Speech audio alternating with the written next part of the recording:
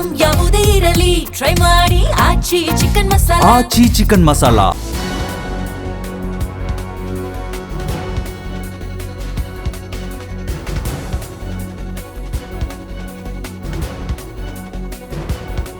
ಭತ್ತದ ಕಣಜ ಅಂತಲೇ ಕರೆಯಲಾಗುವ ಗಂಗಾವತಿ ಕೊಪ್ಪಳ ಜಿಲ್ಲೆಯ ಒಂದು ತಾಲೂಕು.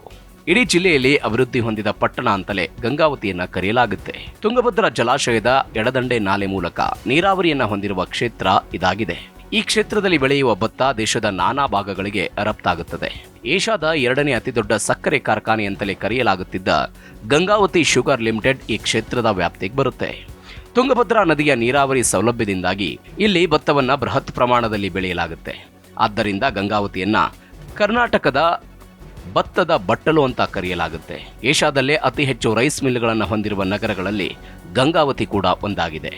ಕೃಷಿ ಕ್ಷೇತ್ರ ಮಾತ್ರವಲ್ಲದೆ ಧಾರ್ಮಿಕವಾಗಿಯೂ ಈ ಕ್ಷೇತ್ರ ಹೆಸರು ಮಾಡಿದೆ.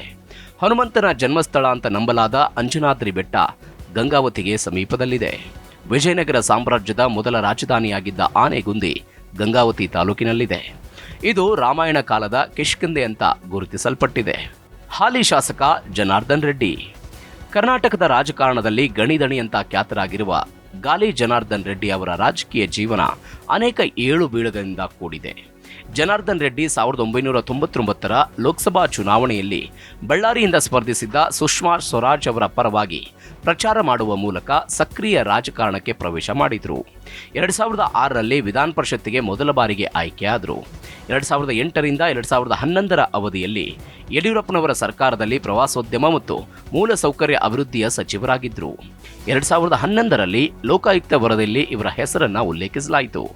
ಇದಾದ ನಂತರ ಅಕ್ರಮ ಗಣಿಗಾರಿಕೆ ಪ್ರಕರಣದಲ್ಲಿ ಸಿಬಿಐನಿಂದ ಬಂಧನಕ್ಕೊಳಗಾಗಿ ಹಲವು ವರ್ಷಗಳ ಕಾಲ ಜೈಲು ಶಿಕ್ಷೆ ಅನುಭವಿಸಿದರು.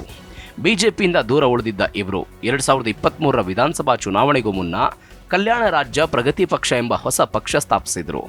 ಇದೇ ಪಕ್ಷದಿಂದ ಗಂಗಾವತಿ ಕ್ಷೇತ್ರದಲ್ಲಿ ಚುನಾವಣೆಗೆ ಸ್ಪರ್ಧಿಸಿ ಗೆಲುವು ಸಾಧಿಸಿದರು. ನಂತರ 2024ರ ಲೋಕಸಭಾ ಚುನಾವಣೆಗೂ ಮುನ್ನ ತಮ್ಮ ಪಕ್ಷವನ್ನು ಬಿಜೆಪಿಯೊಂದಿಗೆ ವಿಲೀನಗೊಳಿಸಿ ಅಧಿಕೃತವಾಗಿ ಮರಳಿ ಗೂಡಿಗೆ ಸೇರಿದರು.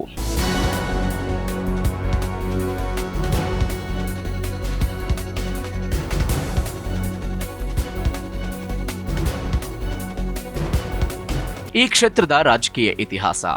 ಕರ್ನಾಟಕ ವಿಧಾನಸಭಾ ಚುನಾವಣೆಯ ದೃಷ್ಟಿಯಲ್ಲಿ ಗಂಗಾವತಿ ಕ್ಷೇತ್ರ ಮಹತ್ವದ್ದಾಗಿದೆ. ಮುಂದುವರಿದ ಜಾತಿಗಳು ಮತ್ತು ಹಿಂದುಳಿದ ಜಾತಿಗಳ ನಡುವಿನ ತೀವ್ರ ಪೈಪೋಟಿಯೊಂದಿಗೆ ನಡೀತಾ ಇದ್ದ ಈ ಕ್ಷೇತ್ರದ ಚುನಾವಣೆಗಳಿಂದ ಕ್ಷೇತ್ರ ಪ್ರಸ್ತುತ ಸೂಕ್ಷ್ಮ ಪ್ರದೇಶವಾಗಿ ಬದಲಾಗಿದೆ. ವೈಯಕ್ತಿಕ ಪ್ರತಿಷ್ಠೆ, ಧರ್ಮ, ಪ್ರಗತಿ, ವ್ಯಕ್ತಿ ಹಾಗೂ ಜಾತಿ ಎಲ್ಲ ಆಯಾಮಗಳ ಮೇಲೂ ಚುನಾವಣೆಗಳು ನಡೆಯುವ ಕ್ಷೇತ್ರವಿದು.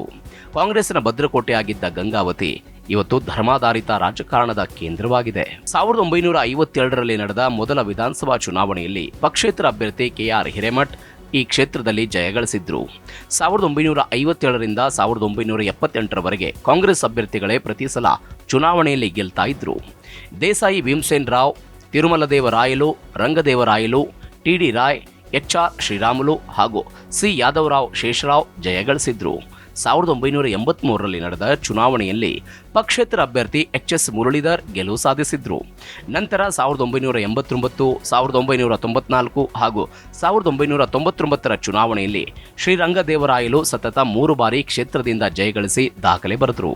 2004ರ ಚುನಾವಣೆಯಲ್ಲಿ ಇಕ್ಬಾಲ್ ಅನ್ಸಾರಿ ಜೆಡಿಎಸ್ನಿಂದ ಸ್ಪರ್ಧಿಸಿ 39,486 ಮತ ಗಳಿಸಿದರೆ ಬಿಜೆಪಿಯ ಗಿರಿಯಪ್ಪ ನಾಗಪ್ಪ ಸಂಕನೂರ್ 36,044 ಮತ ಗಳಿಸಿದರು. ಆ ಮೂಲಕ 3,442 ಮತಗಳಿಂದ ಇಕ್ಬಾಲ್ ಅನ್ಸಾರಿ ಗೆಲುವು ಸಾಧಿಸಿದ್ರು. ಈ ಚುನಾವಣೆಯಲ್ಲಿ ಕಾಂಗ್ರೆಸ್ನ ಶ್ರೀರಂಗದೇವರಾಯಲು 32,000 ಮತ ಪಡೆದಿದ್ರು. 2008ರಲ್ಲಿ ಬಿಜೆಪಿಯ ಪರಣ್ಣ ಮುನವಳ್ಳಿ 37,121 ಮತ ಗಳಿಸಿದರೆ ಜೆಡಿಎಸ್ನ ಅನ್ಸಾರಿ 34,236 ಮತ ಪಡೆದುಕೊಂಡರು. ಆ ಮೂಲಕ ಪರಣ್ಣ ಮುನವಳ್ಳಿ 2,885 ಮತಗಳ ಅಂತರದಿಂದ ಗೆಲುವು ಸಾಧಿಸಿದರು. ಕಾಂಗ್ರೆಸ್ನ ನಾಗಪ್ಪ ಭೀಮಪ್ಪ ಸಲೋನಿ 22,308 ಮತ ಪಡೆದಿದ್ದರು. 2013ರ ಚುನಾವಣೆಯಲ್ಲಿ ಜೆಡಿಎಸ್ನಿಂದ ಸ್ಪರ್ಧಿಸಿದ್ದ ಅನ್ಸಾರಿ 29,789 ಮತಗಳ ಅಂತರದಿಂದ ಮುನವಳ್ಳಿಯವರನ್ನ ಪರಾಜಯಗೊಳಿಸಿದ್ರು. 2018ರಲ್ಲಿ ಇದು ಬದಲಾಗಿ ಪರಣ್ಣ ಮುನವಳ್ಳಿ 7,973 ಮತಗಳ ಅಂತರದಿಂದ ಕಾಂಗ್ರೆಸ್ ಪಕ್ಷಕ್ಕೆ ಪಕ್ಷಾಂತರವಾಗಿದ್ದ ಇಕ್ಬಾಲ್ ಅನ್ಸಾರಿಯವರನ್ನ ಸೋಲಿಸಿದರು. 2004ರಿಂದಲೂ ಇಕ್ಬಾಲ್ ಹುಸೇನ್ ಹಾಗೂ ಪರಣ್ಣ ಮುನವಳ್ಳಿ ನಡುವೆ ಪೈಪೋಟಿ ಇತ್ತು. ಆದರೆ 2023ರ ಚುನಾವಣೆಯಲ್ಲಿ ಕೆಆರ್ಪಿಪಿಯಿಂದ ಜನಾರ್ದನ್ ರೆಡ್ಡಿ ಕಣಕ್ಕಿಳಿದು 66,123 ಮತ ಪಡೆದರು. ಕಾಂಗ್ರೆಸ್ನ ಇಕ್ಬಾಲ್ ಅನ್ಸಾರಿ 57,947 ಮತ ಪಡೆದುಕೊಂಡರೆ ಬಿಜೆಪಿಯ ಮುನವಳ್ಳಿ 29,167 ಮತ ಗಳಿಕೆ ಮಾಡಿಕೊಂಡರು. ಜೆಡಿಎಸ್ನ HR ಚನ್ನಕೇಶವ್ 1,212 ಮತ ಪಡೆದರು. ಆ ಮೂಲಕ ಅನ್ಸಾರಿ ವಿರುದ್ಧ ಜನಾರ್ದನ್ ರೆಡ್ಡಿ 8,266 ಮತಗಳ ಅಂತರದಿಂದ ಗೆಲುವು ಸಾಧಿಸಿದರು.